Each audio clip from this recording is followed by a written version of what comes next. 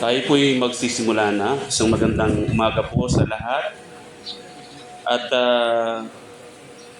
ito po ay bilang panimula ay meron po tayong few announcements.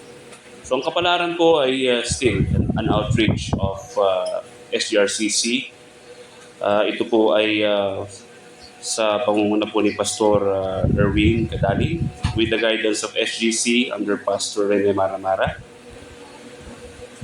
At ang ating pong worship, every Sunday we start at 9:30 in the morning sa ating pong morning worship Bible study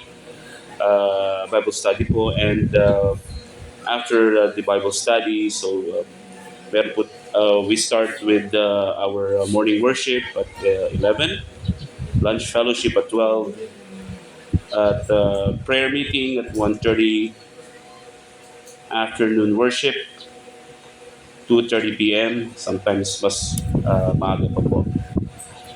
And ito po siya. 9:30 to 10:15 ang Sunday School. Worship service 10:30 to 12:15. 12:15 to 1:45 is our lunch fellowship. And after 1:45 onwards po ang devotion and prayer time. Today is the second Sunday of the month. So ang mga members po ay mamayang hapon ay pupunta po ng Morong for our Lord's Supper. Kung paalala rin po na the Revamp Bible Teachers Retreat. Ito po ay yung babasa.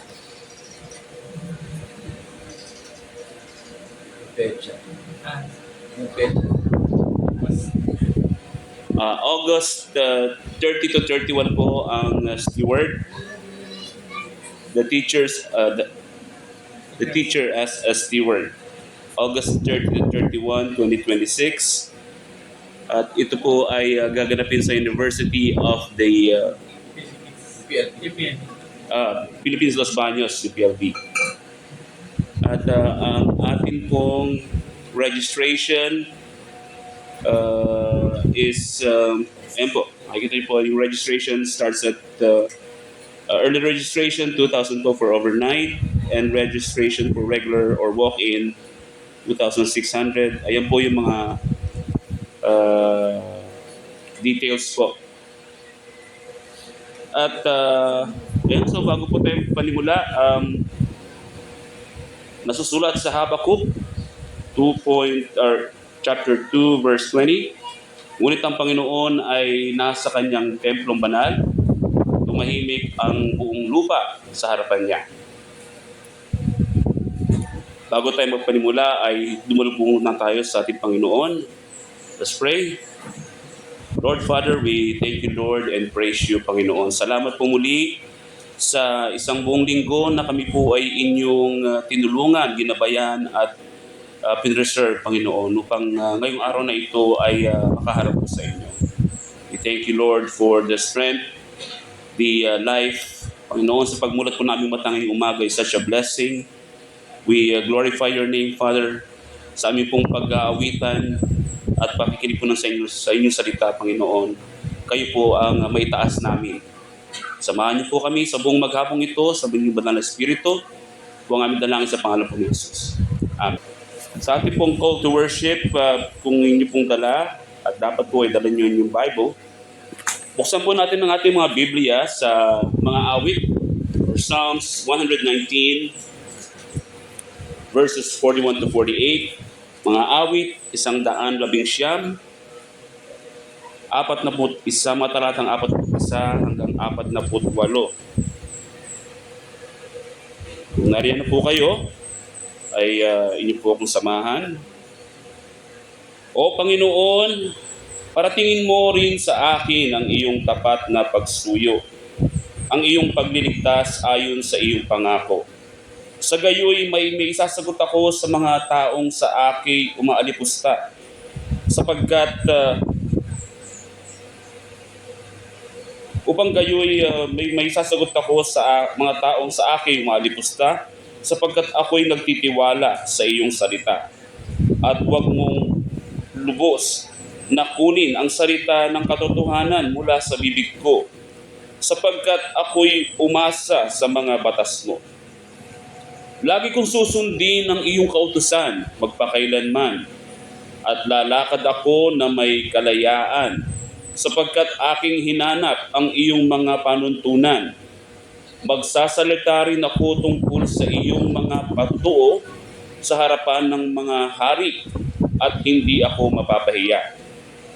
At ako'y natutuwa sa iyong mga utos. Verse 48, itataas ko ang aking mga kamay sa iyong mga utos na iniibig ko, at ako'y magbubulay-bulay sa mga batas mo.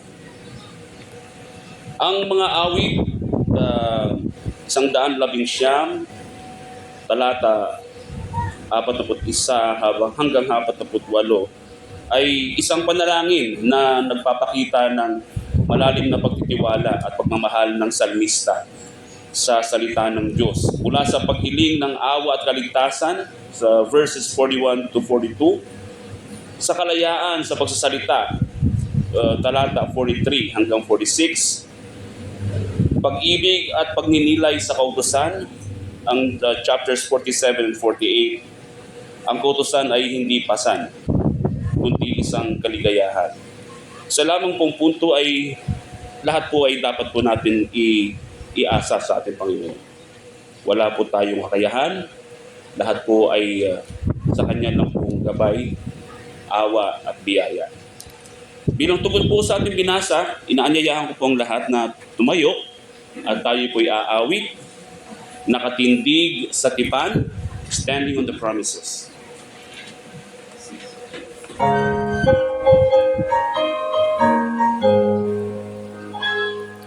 Sa pangako ni Kristo'y nakatindig, ang kapurihan niya'y marinig.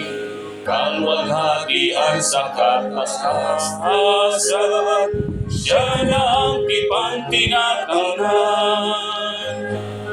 Nakatindig sa pangako ng Diyos aking manunubos. Nakatindig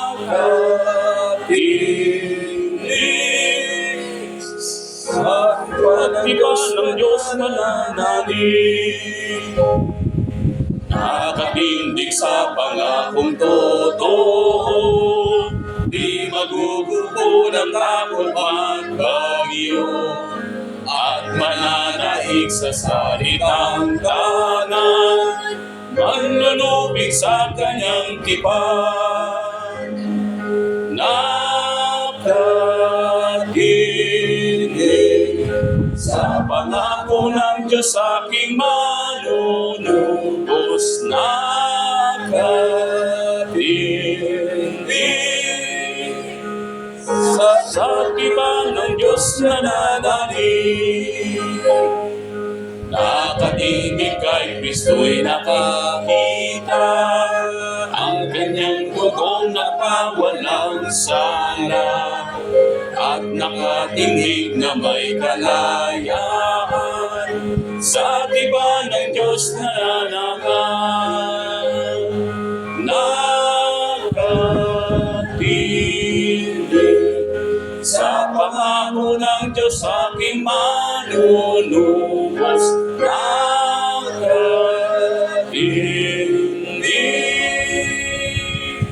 sa tipan ng Diyos nananalig.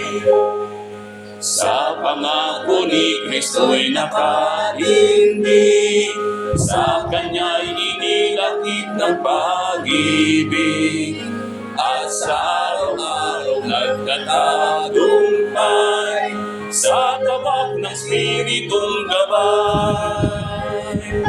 Nakatindig sa pangako ng Diyos aking manunubos. Nakatindig sa tipan ng Diyos nananalig. Para po sa ating scripture reading, muli po natin buksan ang ating mga Bibles.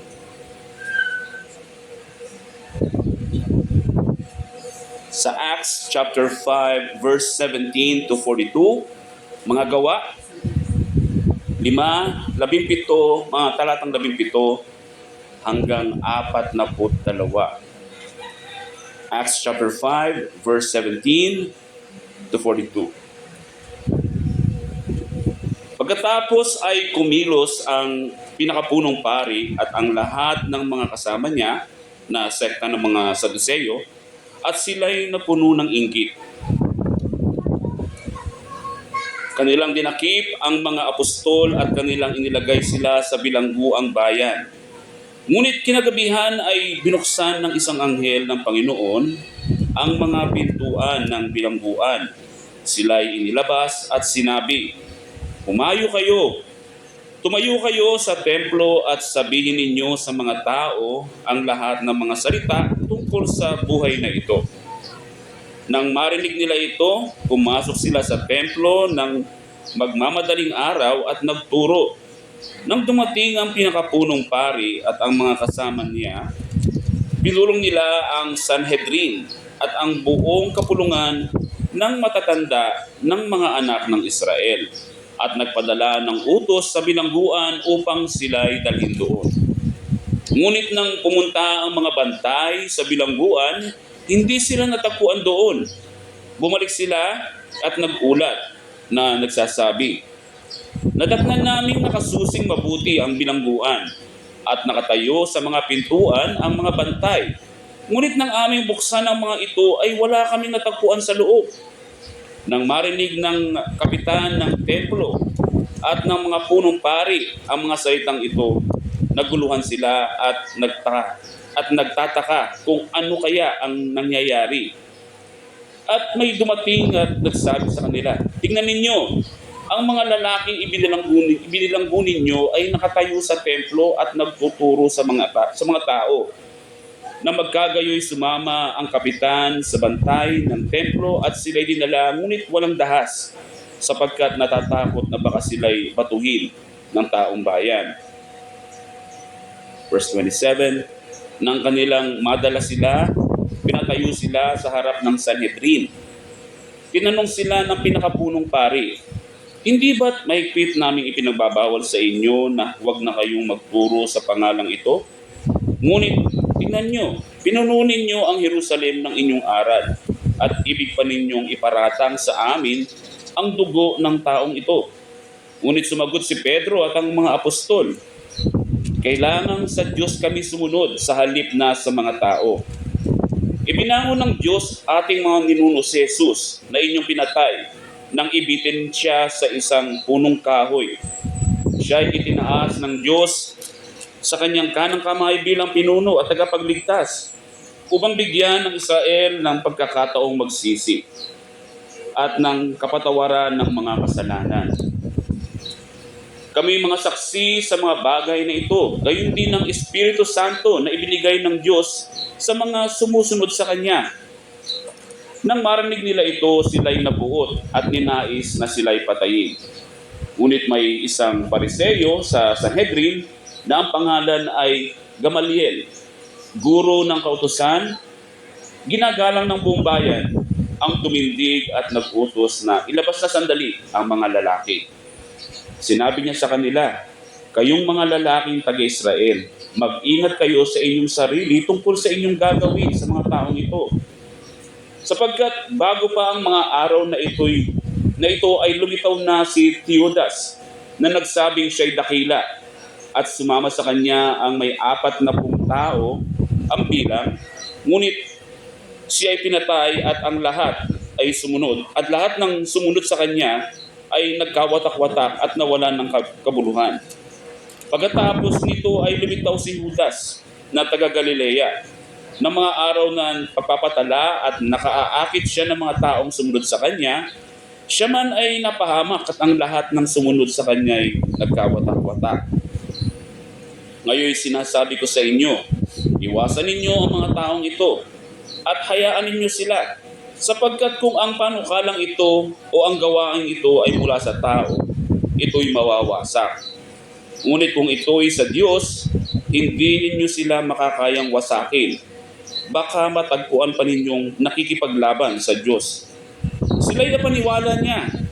Nang may patawag nila ang mga apostol, hinagupit sila at inutusang huwag nang magsalita sa pangalan ni Jesus at sila'y pinalaya. Sa kanilang pag-alis sa Sanhedrin, nagalak sila na itinuring na karapat dapat magtiis ng kahihiyan alang-alang sa pangalan. Verse 42, araw-araw sa templo at sa mga bahay-bahay, hindi sila tumigil sa pagtuturo at pangangaral na si Jesus ang Kristo. Puri ng pagbasa ng salita ng Diyos. Ang ating pong binasa sa gawa ay naglalaman lamang ng pag-uusig sa mga apostol dahil sa kanilang walang takot na pangangaral at ang pagpapakita ng kapangyarihan at proteksyon ng Diyos sa kanila. Si Jesus mismo ay inusig ng kanyang mga tao at ganoon din po ang susunod sa kanyang mga utos. Tayo'y magkakaroon din po ng ganyang pag-uusig or challenges. Ngunit sa binasa natin, pinakita ng Panginoon kung paano niya gamitin ang kanyang kapangyarihan. He is a sovereign God. Gumamit siya ng anghel upang mapalabas ang mga apostol at ginamit din niya ang isang tagapagturo na si Gamaliel upang pakiusapan, paliwanagan ang mga pinakapunong pari bago nila may isipang patayin ang mga apostol. Yan po ang kapangyarihan ng ating Panginoon. Bilang tugon po muli sa ating binasa, ay muli po tayong tumayo. Tayo po ay aawit. I love to tell the story.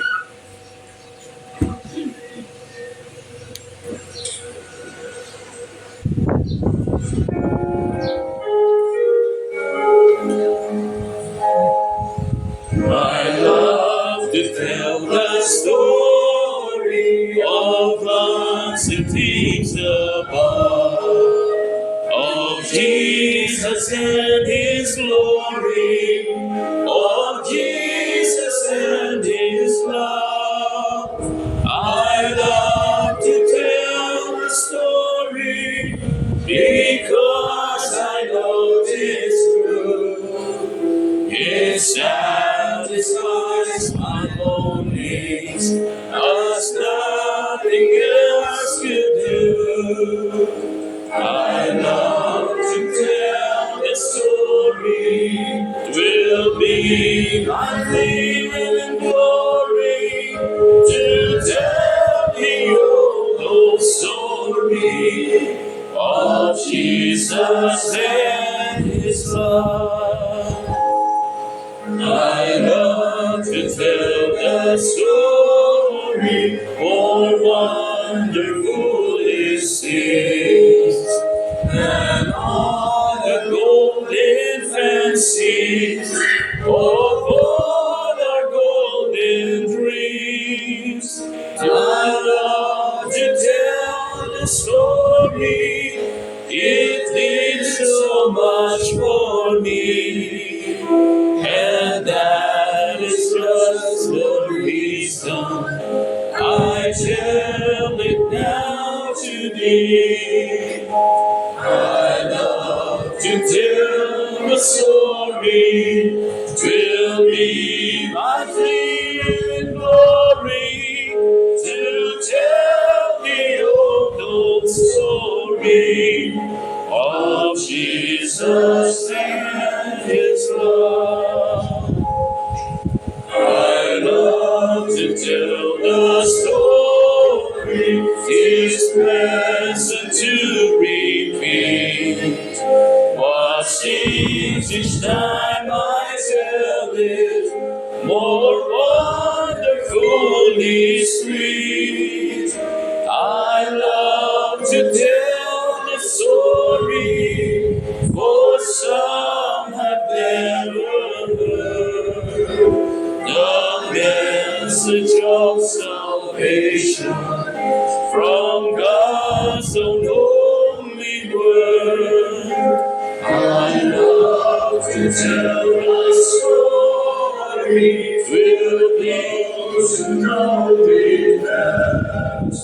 Sing hungering and thirsty to hear it like the rest.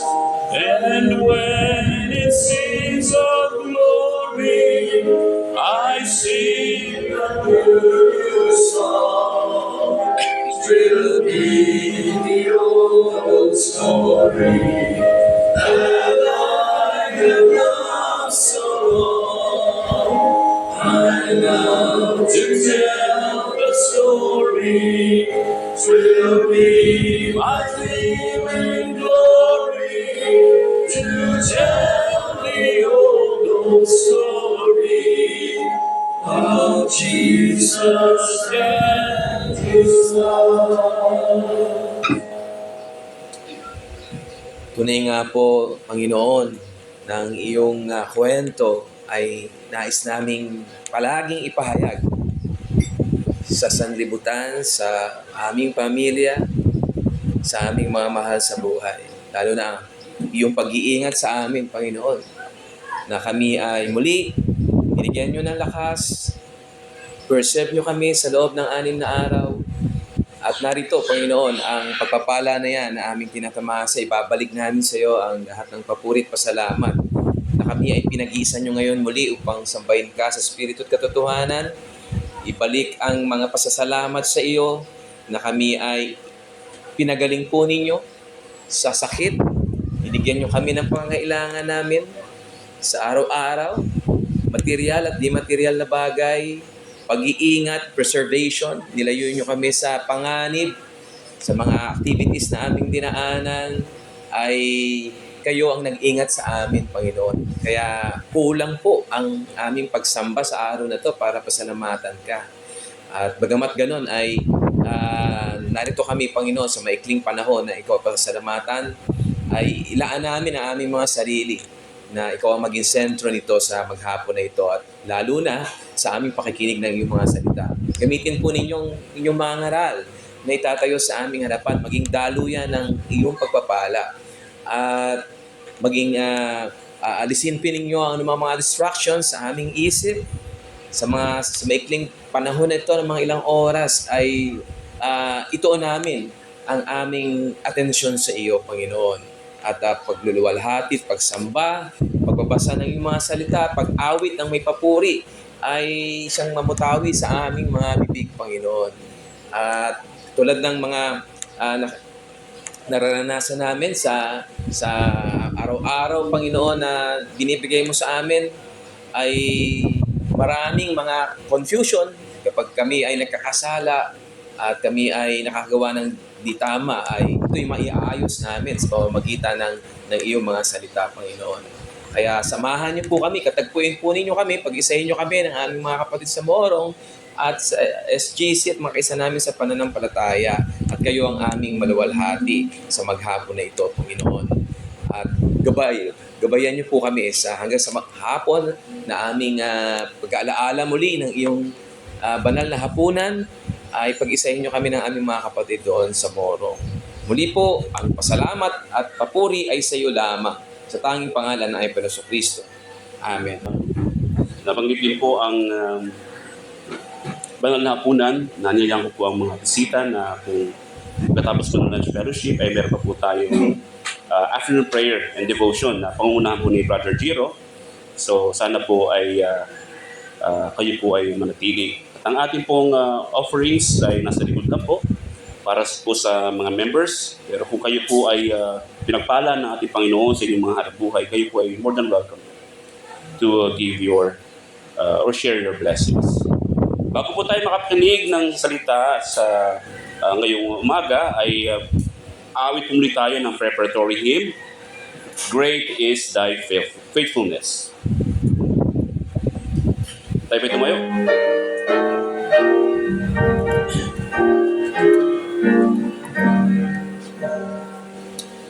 Great is Thy faithfulness, O God my Father. There is no shadow of turning with Thee. Thou changest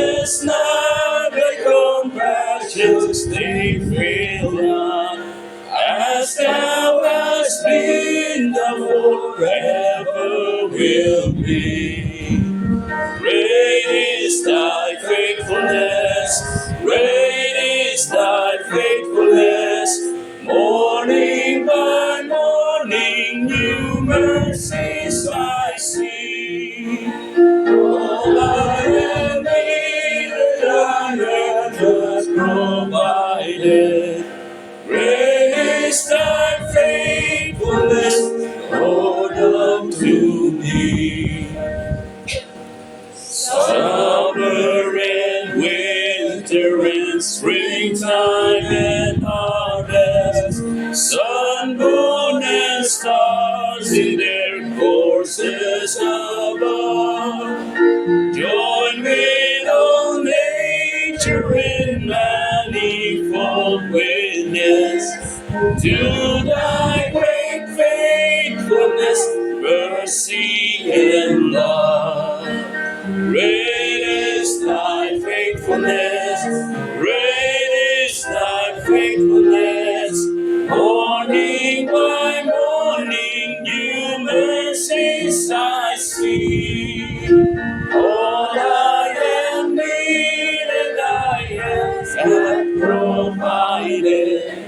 Great is thy faithfulness, Lord, unto me. But unforeseen peace that endureth, thine own dear presence to cheer and to guide. Strength for today and bright hope for tomorrow. Blessings on mine with 10,000 beside. Great is thy faithfulness, great is thy faithfulness. Morning by morning, new mercies I see. All I have needed, thy hand hath provided. Great is thy faithfulness, Lord, unto me. Pwede na po tayo mo po. Magsimula po tayo sa panalangin. Let's come to the Lord in prayer. Muli aming Diyos, hiningi po namin yan yung pong biyaya sa bawat isa sa amin na kami ngayon yung pong pagtibayin, palakasin, at aming buong diway matuon, lalo na po sa pangangaral ng inyong po salita. Lord, we pray, Panginoon, to deal with us individually and corporately. At samahan niyo rin kami sa gawain na ito na tunay ngayon maunawaan namin, mapahayag na payak ang inyong po salita at naiintindihan. At kayo lamang rin ang mataas sa lahat na ito. At lalo pa kami magkaroon ng kagalakan. At ang aming pag-asa ay pagtibayin. At ang mga wala pa po sa inyo pong tawagin. Mahabag rin po kayo sa kanila, O Lord. And help us to proclaim your glories today. In Christ's name. Amen. Ito pong taon ng 2026 ay isang, sabihin natin, na nagbibigay ng malaking kagalakan, lalo-lalo na sa mga football fan sa buong mundo, sapagkat ang kanilang torneo every 4 years, ang World Cup, ay nagsimula po noong nakaraang linggo na June 12 at magkakaroon ng champion, hopefully bago, sa July 19. Ang World Cup nga po, FIFA World Cup, ito yung world's most watched sporting event. Mas marami pa pong fans ng football kaysa sa ibang sport, kaysa sa basketball at sa iba pang kagaya pa ng mga tennis at iba pang mga palakasan. Ang football po yung world's most watched sporting event and the highest na event sa football mismo. Ito nga ay napakahalaga sapagkat in one way na unify nito yung billions ng mga tao sa iba't ibang sulok ng mundo.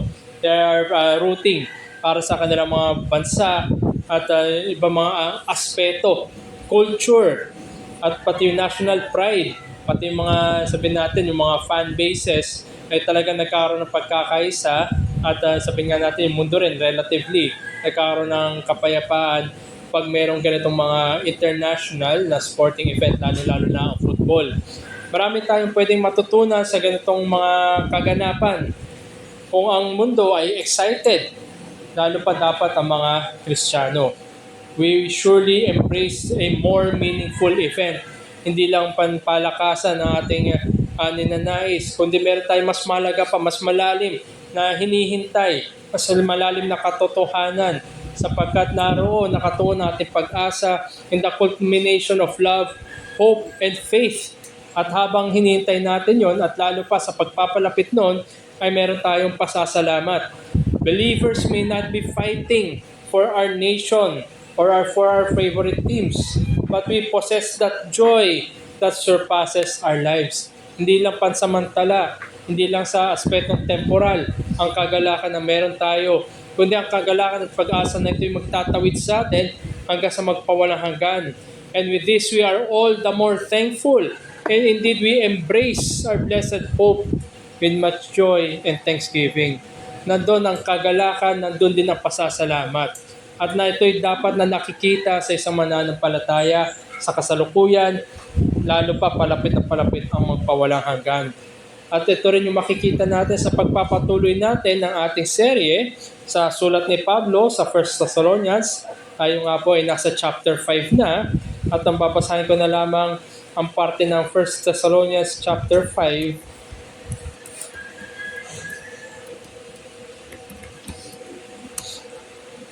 Sa last part po ng 1 Thessalonians chapter 5 na naroon po, nagsimula po ako sa verse 12 hanggang verse 28. Ngunit ang ating pong focus na verses ngayon ay ang 16, 17, and 18. Simulan ko pagbabasa sa verse 12. Subalit, hinihiling namin sa inyo mga kapatid na inyong igalang ang mga nagpapagal sa inyo at namumuno sa inyo sa Panginoon at nagtuturo sa inyo.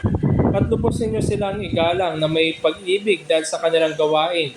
Pagkaroon kayo ng kapayapaan sa isa't isa. Mga kapatid, aming isinasamo sa inyo na inyong pangaralan ang mga tamad, palakasin ang mahinang loob, alalayan ang mga mahihina, at maging matiisin kayo sa lahat. Yakin ninyo na sino man ay huwag gumanti ng masama sa masama, kundi lagi ninyong naisin ang mabuti para sa isa't isa at sa lahat. Magalak kayong palagi. Manalangin kayong walang patid. Sa lahat ng bagay ay magpasalamat kayo sapagkat ito ang kalooban ng Diyos kay Kristo Jesus para sa inyo. Huwag ninyong patayin ang mga ningas na espiritu. Huwag ninyong hamakin ang mga nagpapagpapahayag ng propesiya, kundi subukin ninyo lahat ng mga bagay. Panghawakan ninyo ang mabuti. Layuan ninyo ang bawat anyo ng kasamaan. Pakabanalin nawa kayong lubos mismo ng Diyos ng kapayapaan at ang inyong espiritu at kaluluwa at katawan at ay ingatan buo na walang kapintasan sa pagdating ng ating Panginoon sa Kristo. Tapat ang sa inyo'y tumatawag na gagawa rin naman nito. Mga kapatid, idalangin ninyo kami, pati ninyo lahat ng mga kapatid ng banal na halik. Ipinag-utos ko sa inyo alang-alang sa Panginoon na basahin sa lahat ng mga kapatid na sulat na ito. Ang biyaya ng ating Panginoon sa Kristo ay sumainyo.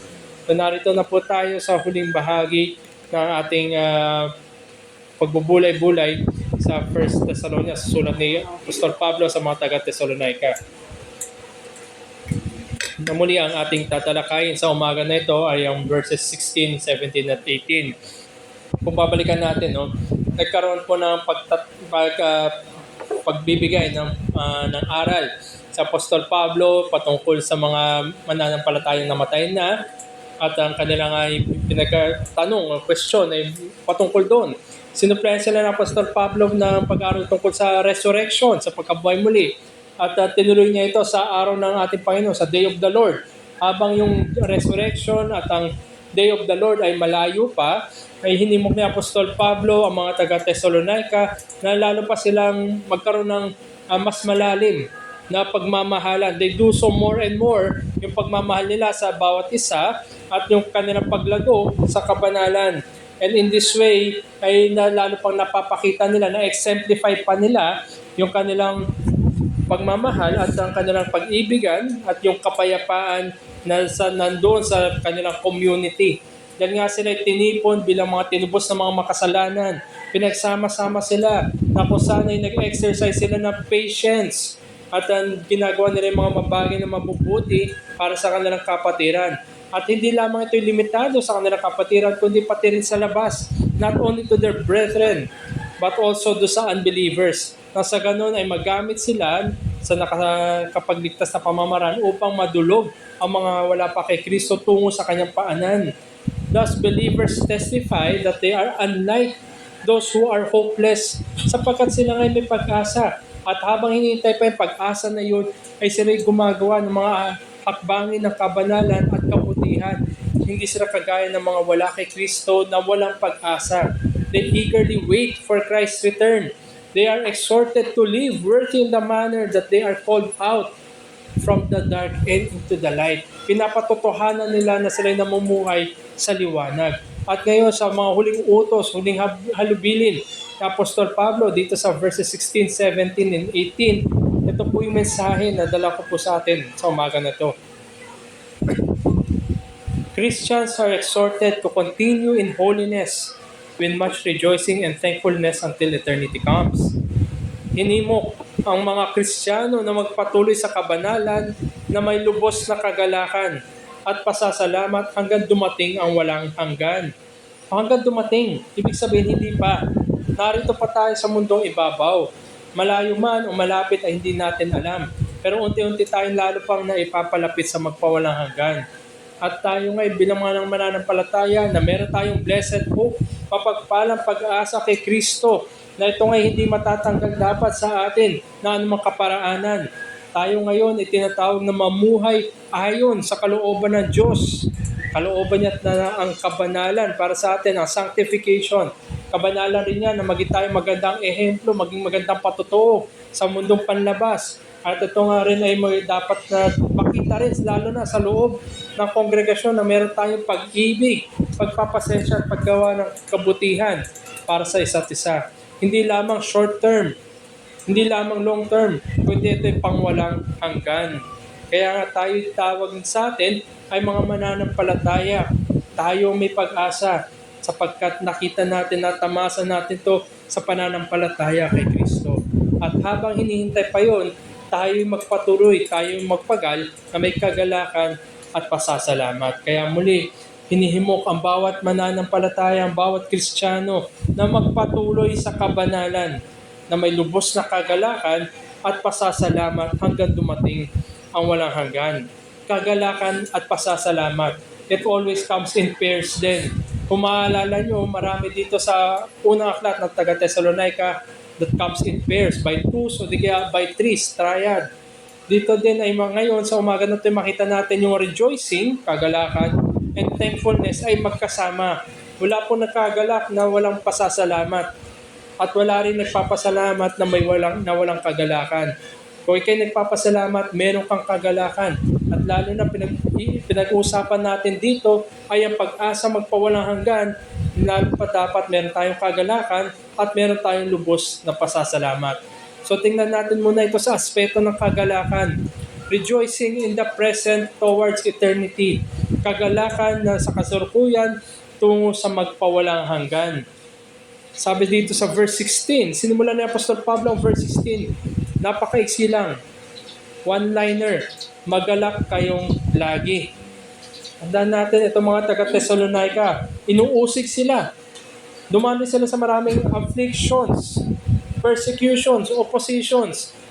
Batang iglesia pa lamang ito, batang mga mananampalataya, pero ganun pa man, ito sumalubong sa kanila. Pero kahit pa, sa likod ng mga affliction na yan, magalak kayong lagi. Sabi nito ni Apostol Pablo bilang patuloy, a continued encouragement.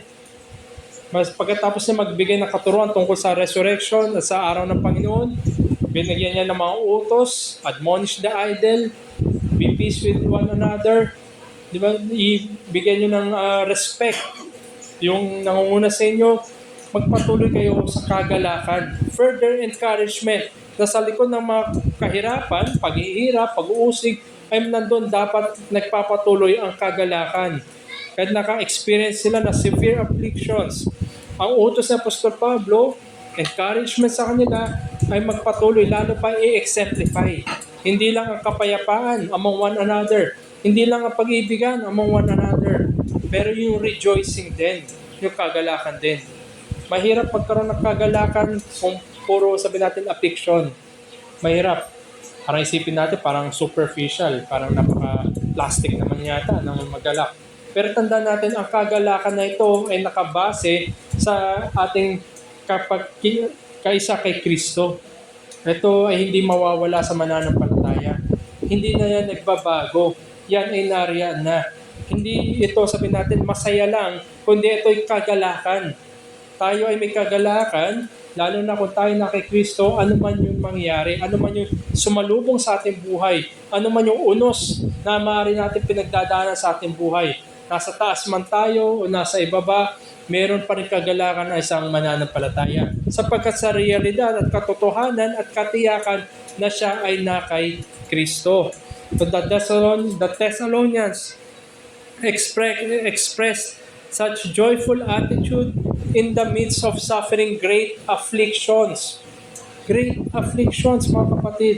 Kung babalikan natin paano nagsimula itong sulat ni Apostol Pablo sa mga taga-Thessalonica. Sa chapter 1, verse 6, nandun din ang sabi ni Apostol Pablo, at kayo'y naging tagatulad sa amin at sa Panginoon na inyong tinanggap ang salita sa matinding kapighatian na may kagalakan ng Espiritu Santo.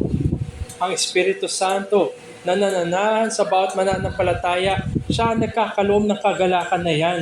At kung nananahan ang banal na Espiritu sa isang mananampalataya, naroon ang kagalakan. Hindi mawawala ang kagalakan sa isang totoong mananampalataya kahit sa harapan ng severe afflictions. Verse 17, pinatuloy ito ni Apostol Pablo, manalangin kayong walang patid. Hindi lamang ang kagalakan yung dapat magpatuloy. Lalo-lalo na rin dapat yung panalangin. Rejoicing is not the only activity that is to be conducted always. Pati yung prayer. Pray without ceasing. Hinimok ni Apostol Pablo mga taga-Thessalonica na lalo pang manalangin para sa isa't isa sapagkat ang bawat isa sa kanila yung maharap ng mga affliction, ng mga kapighatian, ng mga kahirapan, ng mga pag-uusig, lalo pa dapat sila yung manalangin. At ang panalangin ay nagpapatibay din lalo ng kagalakan. Walang sabihin natin, anong mararamdaman natin kung nalaman natin o nakita natin, narinig natin, ang kapatiran ay pinapanalangin nila tayo. Yan ay kagalakan para sa atin. Na hindi detached, hindi isolated ako o sila sa akin, kundi naroon yung pagiging pagkabuklod-buklod namin kay Kristo dahil sa panalangin. At yan ay nagpapatibay pa ng kagalakan. Kung kaya't ang attitude na ito, itong joy, itong prayer, ay dapat maging continual, nagpapatuloy. Ito hindi dapat natatapos. Kung ang kagalakan ay hindi natatanggal sa isang mananampalataya, ang pagpapanalangin din ay hindi dapat natatapos para sa isang mananampalataya. This joy is to be continual. Greater is the joy that is set in front of the redeemed. Tandaan natin kung ikay na kay Kristo. Gaano man kabigat ang mga nasa harapan mo, matatapos din yan. Temporal lang yan. At pagtawid natin, nandun na yung joys evermore. Magpawalang hanggang kagalakan sapagkat nakaharap na tayo face to face sa ating Panginoon, Yesu Kristo. Therefore, believers are to respond always with joy. Gaano man kahirap yan, kabigat yan, may katapusan din yan. Sa ibang teksto, sinabi ni Apostol Pablo na incomparable na. Hindi pwedeng masukat, hindi pwedeng matimbang kung ano yung naghihintay sa kabila kumpara sa ano meron sa atin ngayon. Itong mga paghihirap na ito, siguro nga, baka mainit lang. Nahirapan na tayo. Hindi ka may problema lang, walang internet. Nahirapan na. Ito yung mga incomparable joys ang meron sa harapan natin. Kung nakikita natin si Kristo, lalo pa sa papalapit tayo sa magpawalang hanggan, dapat ngayon lalo pa tayo nakakatugon ng kagalakan. Hindi tayo mahadlangan ng mga anuman, ng mga pag-uusig, anuman, ng mga afflictions, sapagkat yan ay may katapusan. And such joyful reflection in the midst of tremendous difficulties together. Lalo pa dapat may kagalakan dahil meron tayong kasama. Hindi tayo nag-iisa sa kapighatian na yan. Meron tayong mga kapatiran na kasama. Meron tayong mga, sabi natin, nagbibigay ng kapayapaan sa atin. Nagbibigay ng paghihimok sa atin.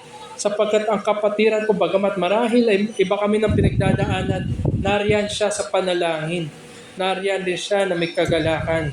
At parehas kami na ang kagalakan namin ay na kay Kristo. This joy is not natural for the unbeliever. Hindi ito likas. Kung ikay wala ka pa kay Kristo, ito hindi likas para sa iyo. Sapagkat wala ka ng joy na iyan. At ito nga ang very reason kung bakit immeasurable joy. As sinabi ng Apostol Pablo doon sa chapter 1 verse 6. Immeasurable.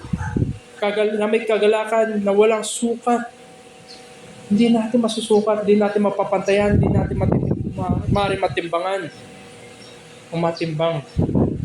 Ano man ang kagalakan na binibigay ng mundo na ito, maaaring dyan mo nakikita ang sense of satisfaction mo, appreciation o joy na meron sa mundo. Pero yan ay baliwala. Hindi man pwedeng malapit at yan ay matatapos din.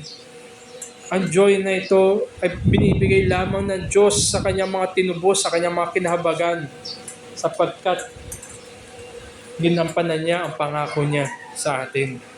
Joy abides and takes pleasure in recognizing that whatever circumstances we may be, it is the will of God. Yan ang kalooban ng Diyos para sa atin. Kung babalikan natin, titingnan natin, marami na nanguna sa atin sa pananampalataya. Si Apostol Pablo mismo, ano yung joy na siya'y nasa kulungan?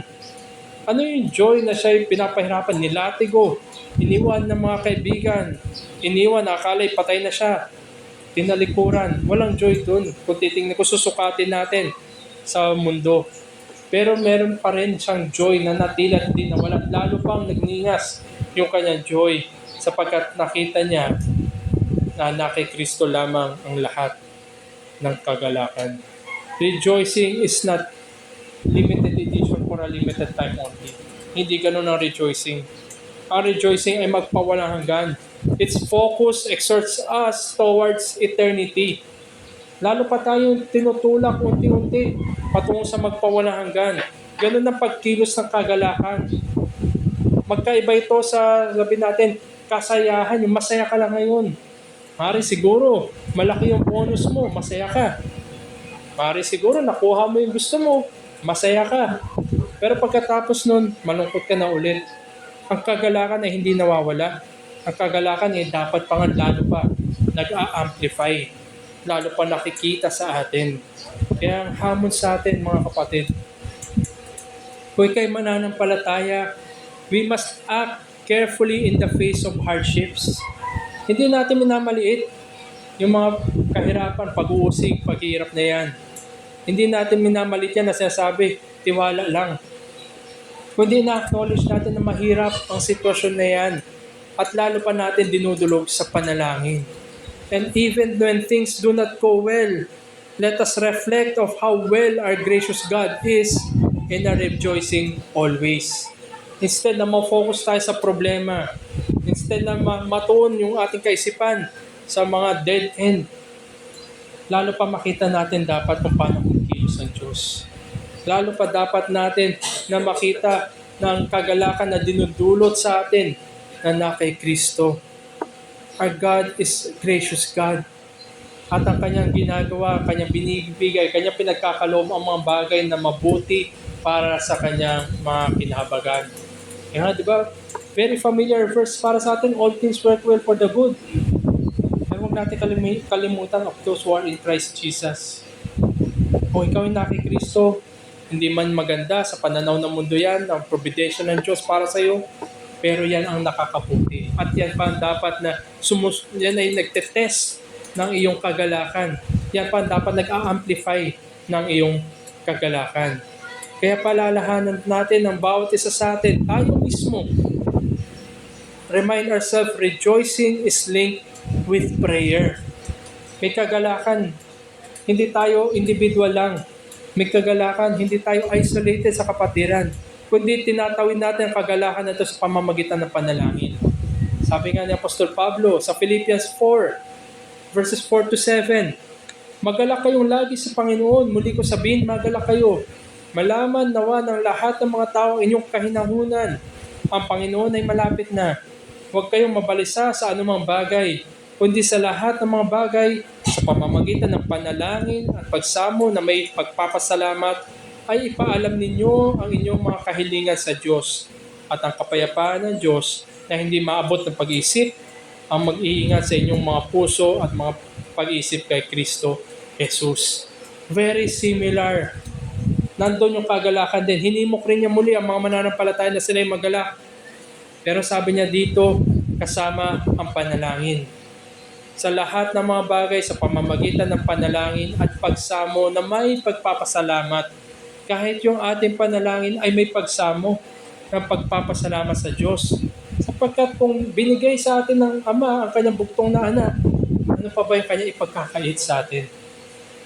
Muli, di ba sa Romans chapter 8, ano pa maghiwalay sa atin sa pag-ibig ng Diyos? Kung pinagkaloob na niya kanyang bugtong na anak na si Kristo, mahiwalay ba tayo ng mga espada, ng kapighatian, ng paghihirap? Hindi. Dahil ang Diyos ay tapat, ang kagalakan na pinagkaloob niya ay pagpawalang hanggan, at tayo ngayon kung tinamasan natin ang kanyang mga pinagkaloob na pagpapala, tayo ngayon ang gumagawa rin yan. We are rejoicing, yet we are praying. Nandun ang ating panalangin at pagsamo, panalangin para sa ating sarili, lalo-lalo na panalangin sa kapatiran na dumadaan sa mga unos ng buhay. Naway hindi mawala ang kanyang kagalakan. Naway mapagtibay ko pa ang kapatid na ito. Mahikayin ko pa siya na magpagal at mapaalalahanan ko siya na ginawa ng Panginoon para sa amin. At ang dulot niyan, kapayapaan, kapanatagan. The peace in which God calms our troubled soul, points our hearts and minds back to our Lord and Savior, Jesus Christ. Yan ay pagpapaalala na ginawa ni Jesus para sa atin. So in spite ng mga terrible situations na maaaring nandun sa ating buhay, in spite ng mga terrible situations, very challenging situations na kahit pati yung ating pananampalataya ay hinahamon, tayo manalangin. We pray. We rejoice. Praying and rejoicing must be the attitude that are evident to Christians. Ang isang Kristiyano, sa anuman yung probidensya na hinarap niya sa buhay, ay naroon ang kanyang pagsamo sa Diyos na may pagpapasalamat, may kagalakan, at may lalo pang panalangin. Na bagaman di niya maunawaan ang probidensya na nasa kanyang harapan, siya ay nagpapatuloy na may kagalakan sapagkat nakikita niya na yan ay mula sa Diyos at yan ang nakakabuti para sa kanya. So nakita natin, nandun yung kagalakan at panalangin. At ang ikalawa ay na utos o charge ng Apostol Pablo ay yung pasasalamat. Pasasalamat sa kasalukuyan na tungo sa magpawalang hanggan. Kanina po yung pagkilos ng kagalakan ay nandoon mula sa ating kasalukuyan tungo sa magpawalang hanggan. Ganito rin yung kilos na pasasalamat. Parang kung titingnan natin, napakabuti ng Diyos na anuman yung pag-iirap sa kasalukuyan, nandiyan yung kagalakan na tinutulak tayo tungo sa magpawalang hanggan, nandiyan yung panalangin na tinutulak tayo sa magpawalang hanggan, nandiyan yung pasasalamat na tinutulak rin tayo sa magpawalang hanggan. So verse 18 ng 1 Thessalonians chapter 5, yung text natin, sabi ng Apostol Pablo, sa lahat ng bagay ay magpasalamat kayo. Hindi lamang sa mga bagay na masasaya, mabubuti sa ating pananaw, kundi pati rin sa mga kahirapan, sa mga pag-uusig. Yan ay kasama sa ating pasasalamatan sa Diyos. Not only is that in the face of tremendous afflictions, na gaya ng kinakaharap ng mga taga-Thessalonica, hindi lamang sila magalak, hindi lamang sila manalangin, pero higit sa lahat sila dapat magpasalamat. Sa lahat ng bagay ay magpasalamat kayo sapagkat ito ang kalooban ng Diyos. So naroon, naging malinaw na itong providensya na ito yung kalooban ng Diyos para doon sa mga taga-Thessalonica.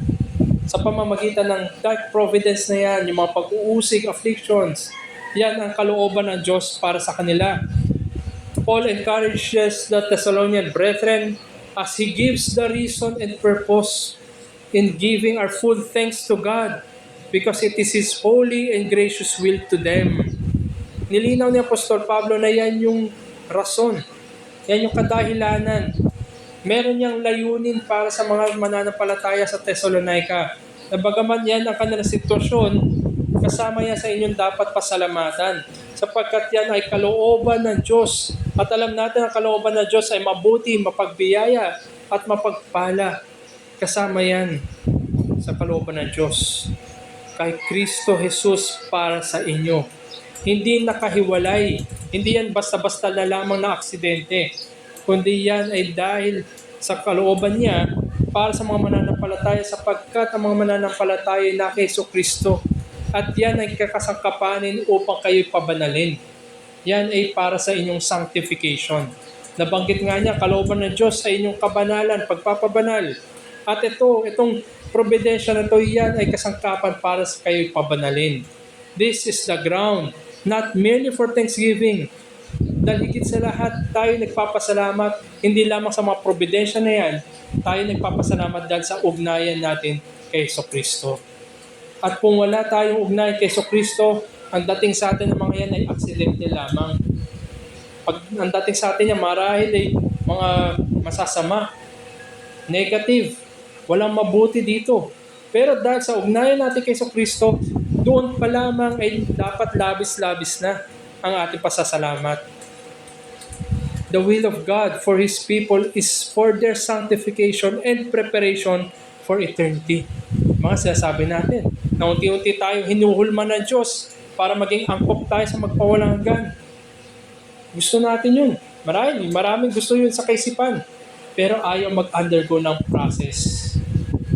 Mahirap ang proseso, walang madali. Kung ihuhulma tayo para maging akma tayo sa magpawalang hanggan, dito mangyayari yun sa kasalukuyan natin. God has placed upon His people the duty to be thankful in spite ng mga circumstances na meron tayo. Sapagkat nakita natin ang layunin ng Diyos ay para sa ating kabutihan. Inihahanda tayo sa magpawalang hanggan na bagamat mahirap, masakit, pero kailangan. At yan ay nakakabuti sa atin dahil ngay tayo inihahanda sa magpawalang hanggan. Naway, lahat tayo matagpuan na gustong daanan yung proseso na yun. At more than willing. Sapagkat makita natin, ang kabilang side nito yung magpawalang hanggan. Mahirap man, matatapos din. At yun ang nakabubuti. Kung nakikita natin ang kabutihan ng Diyos sa atin. Rejoicing and prayerfulness promote peace that leads to much thankfulness in spite of mga circumstances. Kung tayo may kagalakan, tayo nananalangin para sa bawat isa, ay yan ay dapat nagbibigay sa atin ng pasasalamat. Pasasalamat at kapayapaan sa ating kalagitnaan. Ang isa nga sinasabi nila na cause ng division, lalo na sa kapulungan ng mga mananampalataya, ay ang kakulangan ng panalangin. Kung pinapanalangin natin ang kapatiran, dapat nakikita pa natin lalo ang pagkilos ng Diyos sa Kanya at pagdeal ng Diyos sa atin. Na dapat meron pa tayong kagalakan sa kapatiran at napopromote din yung kapayapaan na ito. Leading to much thankfulness in spite of any circumstances.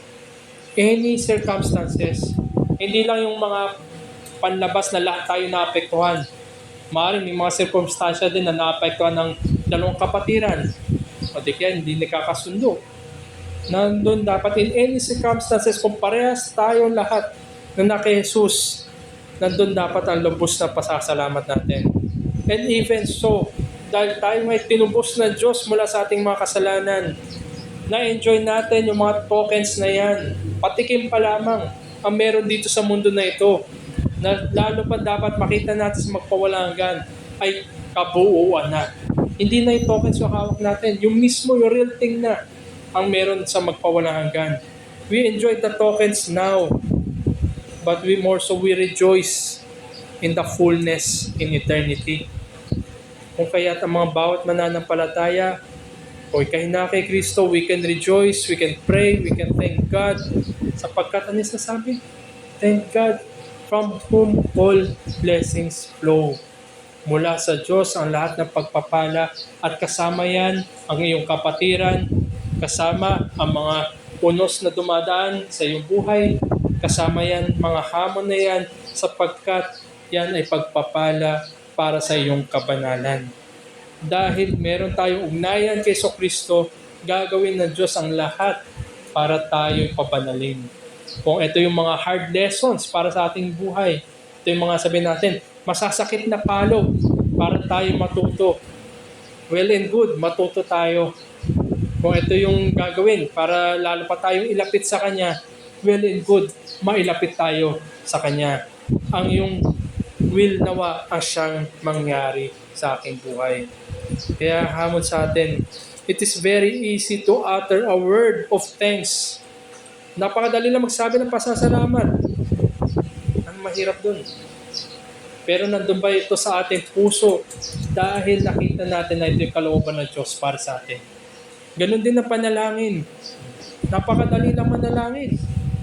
Madali lang magsalita. Pero ito ba'y nasa ating puso na nakita natin na ang kalooban sa atin ng Diyos ay manalangin. At pinapasalamatan ba natin ng Diyos dahil sa Kanyang ginawa para sa atin.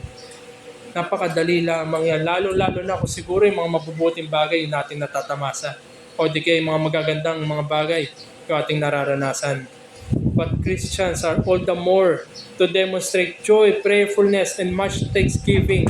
Lalo-lalo na for the bad things. Para sa mga, sabihin natin, madidilim ng mga bagay. Mahihirap ng mga bagay. Doon nga lalo nakikita ang Christian character. Doon nakikita what we are made of. Kung ang loob pa natin ay pagpapasalamat, kagalakan, panalangin, yun yung uusbong lalo pa sa mga trying times na meron. True thankfulness to God in spite do sa perceived value ng present circumstances natin would greatly shape our rejoicing and prayerfulness. Nagkakaroon pa ng, sabi natin, added dimension. Nagkakaroon pa ng mas matingkad na kulay yung ating panalangin at pagpapasalamat dahil nakikita natin na ito ay dahil sa ating ugnayan kay Jesus, na ito yung kanyang kalooban para sa atin, parte ito ng pagpapabanal at paghahanda sa atin sa magpawalang hanggan. It will greatly shape our rejoicing and prayerfulness. Hindi tayo nananalangin dahil sa mga temporal na bagay na lamang. Kundi meron tayong mas malalim na panalangin. Pinapanalangin natin ang bawat isa na i-preserve tayo at lalo pa lumago sa ating rejoicing. Dahil naway makita natin na maliwanag ang umagang paparating at ang gabi ay lilipas din. Mas malalim, mas may kahulugan, mas may kulay, mas nagbibigay ng paghihikayat sa bawat isa. Rejoicing is always focused on the realities of Christ and the resurrection to come and on the day of the Lord. Kung kaya ganito inarrange na Apostol Pablo yung kanyang sulat.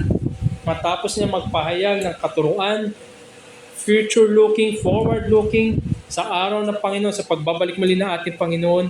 At kaya nga na lamang niya sinabi na tayo magalak parati. At habang hinihintay yun, tayo ay magkaroon ng pagpanalanginan na walang patid, pagpapasalamat sa lahat ng bagay, sapagkat lahat ng bagay na yan ay patungo doon. It all points sa pagbalik ng ating Panginoon.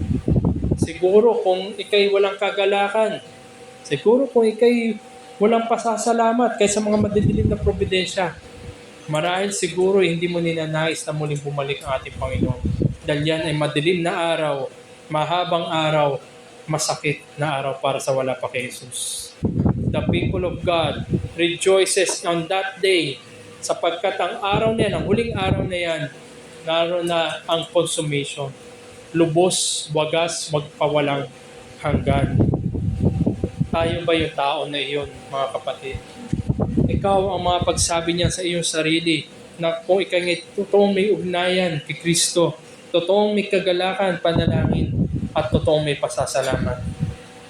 O baka naman iniisip natin na ipagpaliban na muna ni Jesus o kanya muna ipagpabalik sapagkat meron ka pa, natatagpuan mo pang kagalakan mo at ang kapayapaan mo sa ibang bagay. At kung ikaw ngayon wala pa kay Kristo, sa buhay na ito, hindi mo matatanggal yung mga hardships na yan. Hindi mo matatanggal yung mga afflictions, mga difficulties na yan. Hindi naman nawawala yan, yung mga pasakit, mga sakit, kahirapan, pahirap, hindi naman mawawala yan. Pero tanawin mo na habang yan ay lalo pang pabigat, nauwi ka pa rin sa walang pag-asa, walang totoong kagalakan, at ang naghihintay na lamang, marahil inisip mo na lamang ay yung oras mo sa mundo, yung kamatayan. Yun na lang siguro naghihintay para sa iyo. At ang tatamasa mo pagkatapos niyan, ang reward at ang sahod mo para sa iyong kasalanan ay kahatulan. Balikan mo kung paano namuhay yung mga mananampalataya doon sa Thessalonica. The Thessalonian believers persevered in spite of the hardships and is now beholding the object of love, faith, and hope for all eternity. Pinagdaanan nila ang kahirapan na yun. Sandali lang, sa buhay lang na ito. Pero naghintay sa kanila, tinatamasan na nila ngayon.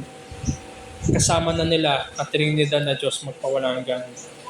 Yes, they died, but they are with Christ in paradise.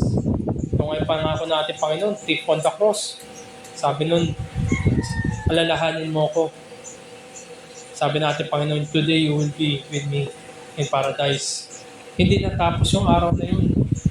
Walang oras sa magpawalang hanggan. And only in the gospel of Jesus Christ is the assurance of salvation and redemption. Wala kang makikita pag-asa sa paligid mo, kaibigan. Tingnan mo pa lang, paligid mo. Wala kang makikita kagalakan dyan. Wala kang makikita pag-asa dyan. Lahat, hindi namamatay. Susunod, tayo na. Makita mo nawa pangangailangan mo ng kapatawaran sa iyong kasalanan, pagkakasundo sa Diyos, at ang buhay magpawalang hanggan na pinapangako ng Ebanghelyo sa pananampalataya kay Kristo. Tanging yan lamang ang magtatawid, magbibigay sa iyo ng kapayapaan, magbibigay sa iyo ng kagalakan, magbibigay sa iyo ng magpawalang hanggan. Yan lang, si Kristo lang. Kaya lumapit ka sa Kanya na may pagsisisi sa kasalanan at manampalataya ka sa Kanya lamang. Lahat ng bagay na nakikita mo sa iyong mga matay, mawawala din. Tanging ang pag-asa lamang kay Kristo na siya magtatawid sa iyo tungo sa magpawalang hanggan. At kagaya ng mga taga-Thessalonica na ito, humarap man sila sa matinding mga afflictions, paghihirap, sila'y naroon na. At sa mga mananampalataya, sa kasalukuyan, harap rin tayo sa mga paghihirap, pero sa buhay lamang na ito. Pero ikaw, kaibigan, kung wala ka kay Kristo, ano ang kaharapin mo sa magpawalang hanggan? Kundi kahatulan. Kaya ang paghahanda sa magpawalang hanggan ay narito sa buhay na ito lamang. Matapos ang kamatayan, that's it. Wala nang pag-asa, kahatulan lamang ang natitira. Kaya pasalamat tayo sa Diyos. Ang kagalakan natin ay sa Diyos at patrati tayo panalanginan ng walang patid kay Kristo. Yan ang binibigay sa atin at hinihikayat tayo encouragement at ang assurance din ng Ebanghelyo na binigay ni Apostol Pablo sa mga taga-Thessalonica at yun din ay totoo para sa mga mananampalataya magpawalang hanggan. Hanggang sa araw na tayo tinawag ng Diyos o sa kanyang muling pagbabalik, at tawag sa mga mananampalataya ay magpatuloy tayo sa kagalakan at pagpapasalamat. Tayo po'y manalangin. Aming mahabaging Diyos, kami nga ay nagpapasalamat sa katotohanan na inyo pong ginampanan ang katubusan at kaligtasan. Salamat sa mga inyo pong niligtas mula sa mga kasalanan na itinawid ninyo mula sa kadiliman tungo sa liwanag. Nawa ay matagpuan sa amin ang kagalakan, pasasalamat na ito na walang hanggan. Na sa lahat ng bagay at lahat ng pagkakataon ay naroon nakikita ang aming kagalakan, pasasalamat. At kami nga ay nananalangin para sa bawat isa. Dalangin din namin na mawala pa po sa inyo pong kahabagan. Na sila rin ay magkaroon ng mga bukas na mata na tanging kamatayan, kahatulan lang ang meron sa paligid. At buksan niyo po ang kanilang mga puso at naisin nila ang magpawalang hanggan, ang kapatawaran sa kasalanan at kasundo sa inyo. Dalangin namin, Panginoon, na mahabag rin po kayo sa kanila at makita rin nila ang tanging pag-asa at tanging kagalakan at pasasalamat na totoo ay matatagpuan lamang sa inyo. Kaya Lord, we ask, we pray, have mercy on them also. As we continue to pray for them, O Lord, convict them of their sin and call them unto your hands. This we pray in Christ's name. Amen. Tayo po ay tumayo at aawit tayo ng pasasalamat dahil sa kagalakan na binigay sa atin at ginawa sa atin ni Jesucristo. Awitin natin ang hymno na Praise to the Lord.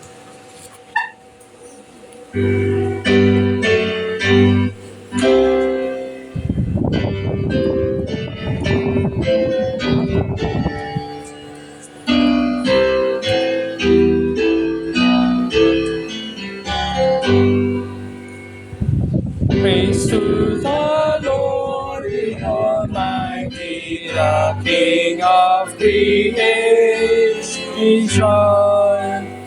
All my soul praise Him for His thy help and salvation. All ye who hear, now to His temple draw near. In glad adoration. Praise to the Lord, for all things so wondrously reigneth. Shelters thee under His wings, He so gently sustaineth. As thou hast seen how thy desires are rabid, but in what He ordained.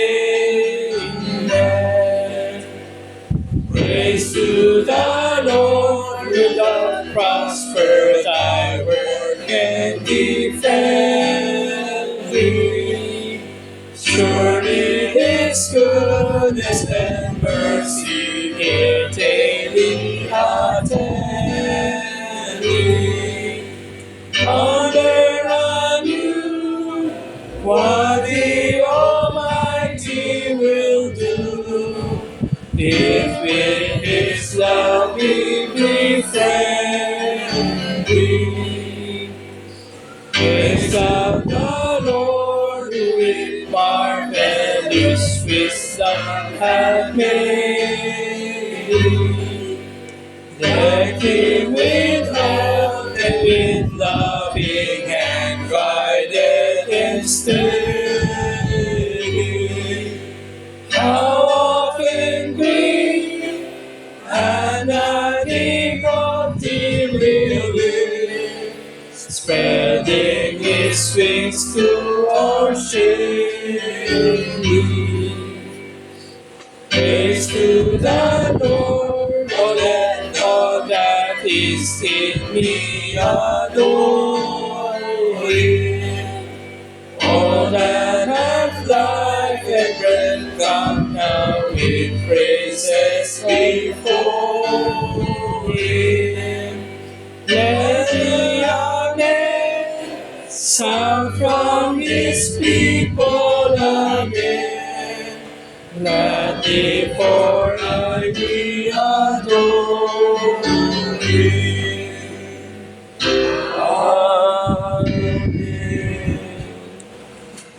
O Diyos naming makapangyarihan sa lahat, tunay nga po dapat Ikaw ang aming purihin regardless of our circumstances. Malinaw po ang iyong mga salita. Tularan namin ang iyong mga mananampalataya doon sa Thessalonica. Sa kabila ng kanilang mga pagsubok na dinaanan, nariyan, sila'y nagpapatuloy na magalak sa iyo, Panginoon. Nagpapatuloy na manampalataya, magmanalangin at magpasalamat sa kabila ng mga agam-agam, sa kabila ng mga kapighatian or trials, ay patuloy nila itong pinakikita sa bawat isa sa kanila, Panginoon. Ganon din po ang maging aming ehemplo, Panginoon, na kayo ang maging focus ng aming kagalakan, na kami ay may pag-asa, Panginoon, balang araw ay katulad mo na naging ehemplo namin na nabuhay na maguli, ay kaming iyong mga mananampalataya ay ganoon din ang mangyayari at aming aasahan ang resurrection sa araw na iyong pagdating, Panginoon.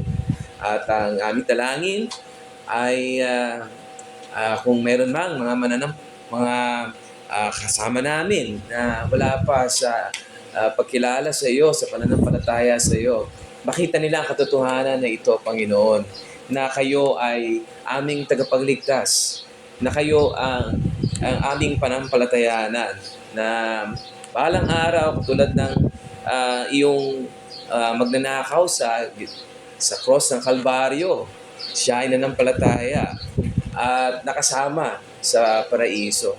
Ay ganun din ang aming dalangin para sa kanila. At sa aming panalangin, sa aming kagalakan, sa aming pagpasalamat ay kayo ang maging sentro nito. Salamat po sa pangangaral ng iyong salita. Magamit namin ito, Panginoon, sa aming pang-araw-araw na buhay. Hindi dahil sa ito'y pansamantala lamang na mga salita, Panginoon. Ito ay maging buhay namin. Ito ay walang hanggang mga bagay. At dito kami, Panginoon, ay palaging nagpapasalamat sa iyo. Dingin mo ang aming panalangin at kami ay patuloy na makapagpuri sa iyo hanggang sa hapon, hanggang sa aming Lord's Supper ay kayo ang aming mapagpasalamatan at malwalhatit masamba. Ito po ang aming dalangin sa tanging pangalan ng aming Panginoong Kristo. Amen. Maraming salamat po. Dito po matatapos sa ating umagang panambahan. Thank you.